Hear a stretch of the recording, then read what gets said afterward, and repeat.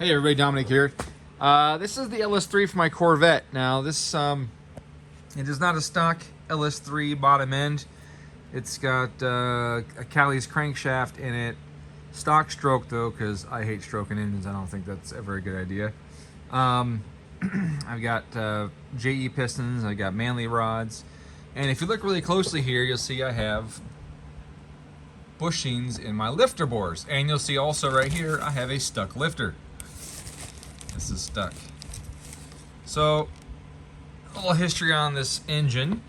I purchased this block from a guy, got a good deal on it. I thought it was a decent deal. It was like 900 bucks or 600 bucks or something like that for just the block, no internals, just the block.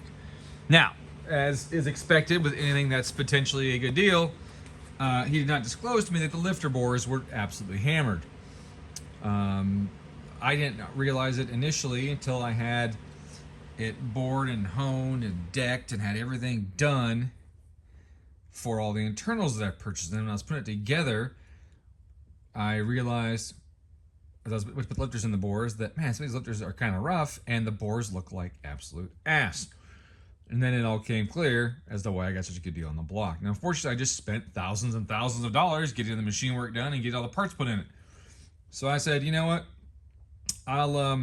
I'll just use a little tiny hone on this rough one, and I'll hone it out some and make sure that the lifter moves okay. And it did. It moved all right, but I still wasn't happy with it. Fast forward, I get it running. I get on the dyno. It's just not making the power it should, and it has a lot of blow-by. So yank it back out, send it back to the machinist. He finds some little things that he thinks are wrong with it. It could be increasing the blow-by and stuff. And I ask him to bush lifter bores. He says he's never done it before, but he knows people that have, and he either send to them or have them help him do it, so no problem. I think it was 9 months. Maybe it was less than 9 months. It was a long time that he had it, and the lifter bores hadn't been done. Well, it turns out when they went to put the lifter bushings in, they broke the block. There was too much of a press fit on the bushing, I assume, and they broke the block. And they didn't tell me for a couple months. One of my friends was like, hey dude, what's up with your engine? It turns out he already knew because they had told him that they had broke the block, but they hadn't told me that they had broke the block. I guess they were worried I was gonna be too angry or something, I don't know.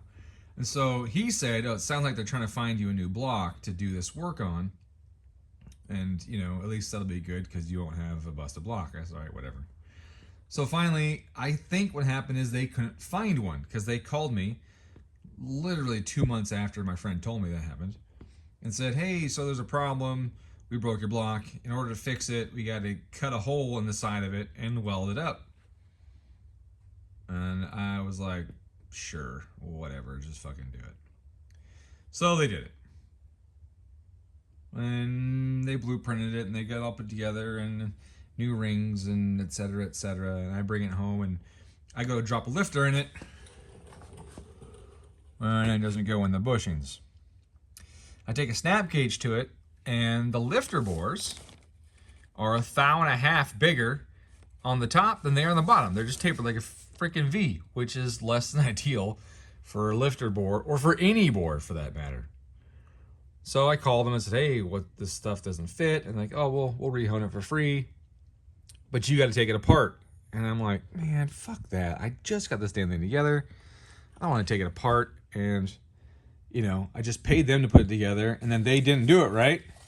And then they want to charge me, you know, to take it apart, but they'll hone it for free. And I said, fuck that. I don't want to take the engine back to them. So I did what I think, honestly, they should have done. I did do it. I'm about to do it now. I'm going to use a reamer. Now, if you don't know what a reamer is, a precision reamer like this guy is made to a very specific size.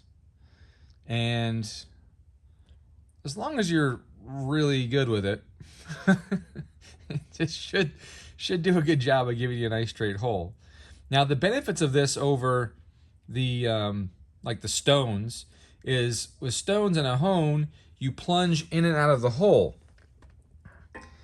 And if you think about these stones, here's a hole that's vertical, and I'm putting stones in it, right? They cross the middle a bunch, right? And they sit the bottom for a little while. So you have to do what's called dwell the hone. You got to control the dwell so that it stays in certain areas a little longer in the stroke to actually change the speed to compensate for the fact that this gets crossed twice with this big long stone, and the bottom only gets the end of the stone, right? It doesn't get much pass through. And you can't do a lot of push through because the stones will pop out and they're spring loaded on the other side. Well, the guy was obviously worried about that with this because these things are shaped like V's, which meant that he didn't go deep enough or dwell enough at the bottom, and he came back up and went down and came back up, and the top just got the most worn out, and they're freaking terrible. And what's impressive about it is that this reamer that I got it at 0.8430 is what it is. And to give you an example, I'm gonna see if I can get it in the hole here with the camera. It will fall into the hole. Here we go. It's going into the hole. This one only went about a 1/4 inch into the hole before it caught. So the top 1/4 inch is bigger than the rest of it. Let me back this out a little bit. There's another one here. Where's it at? Is it this one? This one here, I think. Yeah. So now is it? Oh yeah, it's going in slowly. It's a tight fit, but there's a couple of these where it drops in like 1 inch before it encounters any resistance. That one's about a 1/2 inch too. Oh, that's tight. Where is it? Which one is it? I bet it's the other side. Here we go. This one here. Here we go. Okay.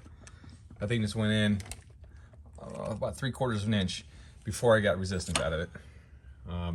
So the amount that they're all off is not uniform either.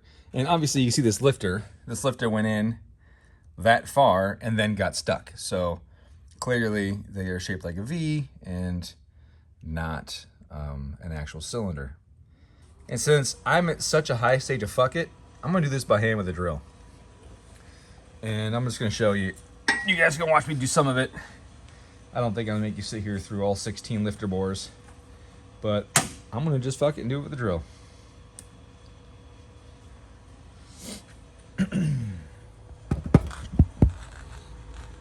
That's close enough. Let's see what we get.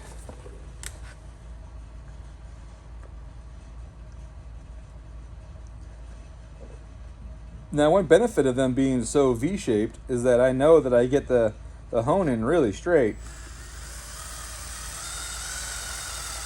Wow, this one is really, really tight at the bottom. Holy crap. So this one's probably a couple thou at the very, very bottom difference. That is really tight.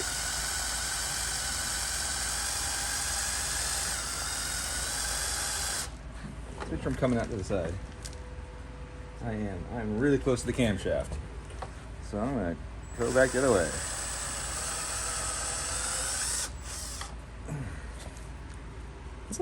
That's a lot of bronze from these bushings. That's honestly more than I had thought was gonna come out, and definitely more than I had hoped, because that's tiny little metal particulate that could potentially get into the engine somewhere.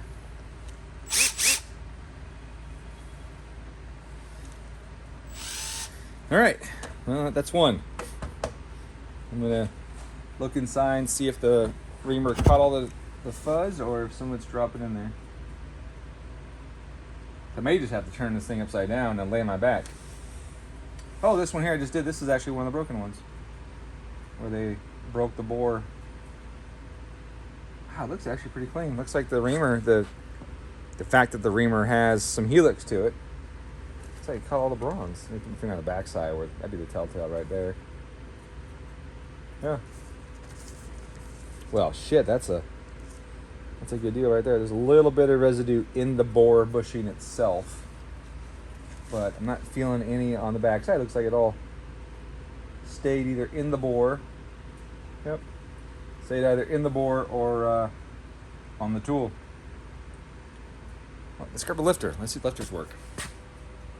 That's the very first one. So if this doesn't work, then I'm not going to do all 16. I wish I could use that lifter right there, but it's stuck. So I got to figure out how to get some channel locks or something onto the head of that. Oh, down. Oh, down. Oh, shit. That's where the timer started over.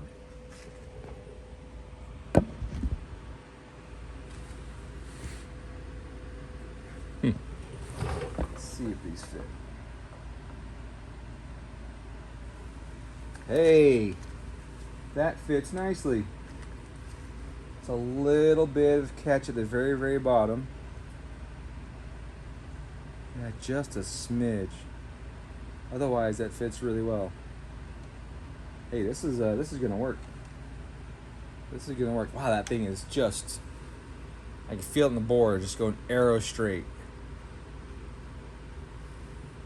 This honestly might be better than using the hones. Honestly, I feel like maybe this is what they should have done in the first place. You know, hone it close, and then ream it to fit, so they know they got a really square, straight hole. Man, if this reamer was on a machine, right? Not me freehanding it, but if it was on a machine that was already fixtured to be perpendicular to the surface of that, and they came in with it, did the initial hone, and then put the reamer in it, and went in, it would be on the exact same plane, would be perfectly square, wouldn't have these freaking low spots, would be shaped like a V, no, that'd be perfect. So I kind of wish they'd done that originally, to be honest with you, because that worked really good. My only fear is that I'll get to like the 16th one, and the reamer will catch the bore enough that it spins the bushing in the bore and blocks the oil port, and then I'm SOL. Obviously, I'm hoping that's not going to happen, and I'm being very careful as I feed it in that I'm not getting too much drag, because I don't want to spin that bushing in the bore. But honestly, like, they broke the block pushing these in, so these have got to have just a ton of preload on them. I can't imagine that it's